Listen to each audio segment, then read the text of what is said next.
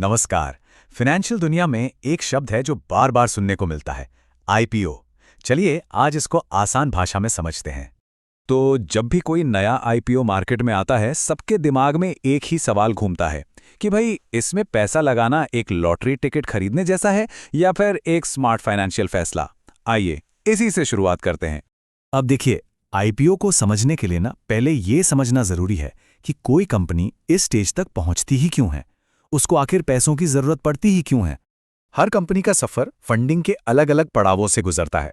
शुरू में जो कंपनी बनाते हैं यानी प्रोमोटर्स, वो अपनी जेब से या दोस्तों रिश्तेदारों से पैसे लगाकर काम शुरू करते हैं। फिर जब बिजनेस बड़ा होता है तो एंजल इन्वेस्टर्स या वीसी फर्म्स आते हैं। एक रास्ता बैंक लोन का भी है, पर उसमें तो भारी भरकम ब्याज देना पड़ता है। और इन सब के बाद जब कंपनी को बहुत बहुत बड़े विस्तार के लिए एक साथ ढेर सारा पैसा चाहिए होता है, तब पिक्चर में आता है आईपीओ। तो आखिर ये आईपीओ है क्या? बिल्कुल सीधे शब्दों में ये वो प्रोसेस है जिसके जरिए एक प्राइवेट कंपनी, जो अब तक कुछ ही लोगों की थी, पहली बार पब्लिक के पास जाती है और कहती है, आइए हमारी कंपनी के हिस्सेदार बनिए। जैसे ही पब्लिक उसके शेयर्स खरीदती है, वो एक पब्लिकली ट्रेडेड कंपनी बन जाती है। स्टॉक मार्केट में एंट्री का दरवाजा समझ लीजिए। तो सवाल ये उठता है कि कोई कंपनी इतना झंझट करेगी क्यों? ये पूरा प्रोसेस तो काफी कॉम्प्लेक्स होता है। जवाब एक ही है और बहुत सिंपल है, पैसा। और वो भी ऐसा पैसा जिसको उठाने की लागत कम हो। चलिए एक एग्जाम्पल लेते हैं। मान लीजिए एक कंपनी को 1000 करोड़ रुपए चाहिए। बहुत बड़ी रकम है ना? अब यहां पर आती है इंटरेस्टिंग बात। अगर कंपनी ये 1000 करोड़ बैंक से लोन लेती तो हर साल सोचिए लगभग 100 करोड़ रुपए तो सिर्फ ब्याज में ही चले जाते। मतलब पैसा वापस भी करना है और ऊपर से ब्याज भी देना है। लेकिन आईपीओ में ऐसा नहीं होता।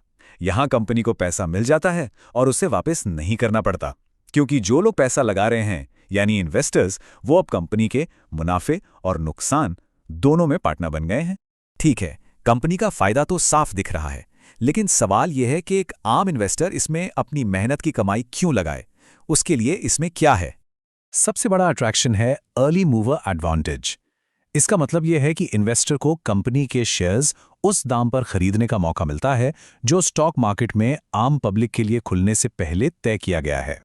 और इसी से पैदा होती है लिस्टिंग गेन की उम्मीद। लिस्टिंग गेन मतलब जिस दिन शेयर स्टॉक मार्केट पर लिस्ट हुआ, उसकी कीमत आईपीओ प्राइस से ऊपर चली गई। लोग सोचते हैं कि आईपीओ प्राइस आमतौर पर सबसे कम प्राइस होता है और मार्केट में आते ही इसकी वैल्यू बढ़ेगी, जिससे शुरुआती इन्वेस्टर्स को सीधा फायदा होगा। पर क्या हर आईपीओ सोना होता है? मतलब अगर कोई बहुत बड़ी फेमस कंपनी का आईपीओ आ रहा है तो क्या इसमें पैसा लगाना गारंटीड जीत है? चलिए डेटा से इसका रियलिटी चेक करते हैं। ऐसा बिल्कुल नहीं है। देश की कुछ सबसे बड़ी कंपनियों के आईपीओस को ही देख लें। एलआईसी, जो इंडिया का सबसे बड़ा आईपीओ था, पेटीएम, एसबीआई कार्ड्स, इन सब के शेयर प्राइस लिस्टिंग के बाद काफी नीचे गिरे। एलआईसी तो लगभग 40% तक गिर गया था। और हाँ, एक गलतफहमी और है। लोग सोचते हैं कि सिर्फ प्रॉफिट कमाने वाली कंपनियां ही आईपीओ ला सकती हैं। यह सच नहीं है। ज़ोमैटो जैसी कई कंपनियां जब लिस्ट हुई थीं तो वो लॉस में थीं। लेकिन अगर हम ओवरऑल पिक्चर देखें, पिछला डेटा उठा के देखें, तो कहानी थोड़ी पॉजिटिव है। मोटे तौर पर 10 में से 7 आईपीओस ने लिस्टिंग के दिन इन्वेस्टर्स को फायदा दिया है। मतलब ट्रेंड आमतौर पर पॉजिटिव रहता है, लेकिन जैसा कि हमने देखा, गारंटी किसी चीज की नहीं है। तो चलिए मान लेते हैं कि किसी ने इन्वेस्ट करने का मन बना लिया है। तो प्रोसेस क्या है और कुछ इंपॉर्टेंट टर्म्स हैं, उनका क्या मतलब है? आइए देखते हैं। पहला शब्द है ओवर सब्सक्राइब्ड। इसका सीधा सा मतलब है माल कम, खरीदार ज्यादा।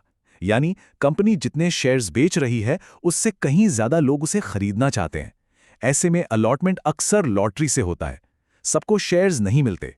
इसका ठीक उल्टा है अंडर सब्सक्राइब्ड। यहां माल ज्यादा, खरीदार कम वाली सिचुएशन है। यानी जितने शेयर्स ऑफर पर हैं उतने एप्लीकेंट्स ही नहीं है। ऐसे में जिसने भी अप्लाई किया है उसको शेयर्स मिलने के पूरे चांस हैं। 2 और जरूरी चीजें हैं। पहला, लॉट साइज। आईपीओ में आप 1 या 2 शेयर नहीं खरीद सकते। आपको शेयर्स एक बंडल या लॉट में खरीदने पड़ते हैं और हर आईपीओ का लॉट साइज फिक्स होता है। दूसरा है बिड प्राइस। ये वो प्राइस रेंज है जिसके बीच आप शेयर खरीदने के लिए बोली लगाते हैं। ज़्यादा डिमांड वाले आईपीओ में अलॉटमेंट के चांस बढ़ाने के लिए लोग अक्सर मैक्सिमम प्राइस पर बिड करते हैं। और अप्लाई करने का प्रोसेस तो आजकल बहुत आसान हो गया है। बस एक डीमैट अकाउंट होना चाहिए।